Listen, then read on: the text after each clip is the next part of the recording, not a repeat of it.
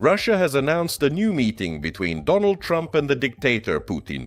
The Kremlin is talking about the possibility of an imminent meeting between the dictator and Trump and has made a statement about the results of negotiations with the United States delegation in Moscow. And now, more details in our report. You are watching the Glavred channel. I'm your host, Evgeny Serov. Like and subscribe to the channel. A potential meeting between Vladimir Putin and Donald Trump is a possibility to occur in the very near future, in the coming days or weeks. This was stated by Yuri Ushakov, an aide to the war criminal Putin, in a comment to Russian propagandists. This meeting could certainly take place, because all the discussions in Moscow were based on the key agreements that were reached in Anchorage, Ushakov said. At the same time, he reported that a phone conversation between the two presidents has not yet been scheduled. "You know, it's all easy to arrange now," he noted.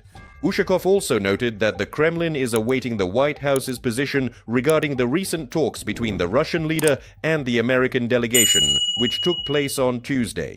According to him, President Trump's son-in-law, Jared Kushner, is actively working on finding ways to resolve the situation around Ukraine and is also giving this process more structure. He emphasized that Kushner's participation in the meeting with Putin in Moscow was specifically an American initiative. Kushner has been involved in issues of Russian-Ukrainian settlement for some time now. And he works very actively, in some matters even fervently, I would say. Plus, it's important that Kushner, given his character, has brought more structure to our work, Ushakov said.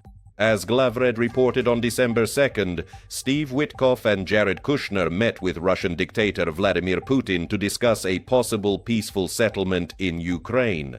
However, this very conversation did not yield any noticeable results. This was reported to Channel 24 by Mikhailo Podolyak, advisor to the head of the office of the President of Ukraine. He noted that the United States is striving to end the war as quickly as possible, and Europe together with Ukraine support this position, whereas Moscow, on the contrary, is deliberately dragging out the process. Podolyak emphasizes that Russia is trying to continue hostilities while merely creating the appearance of dialogue. Putin has not retreated from his key goal, to achieve the complete downfall of Ukraine. Moreover, the Kremlin is using the war as a tool for constant pressure and provocations against Europe.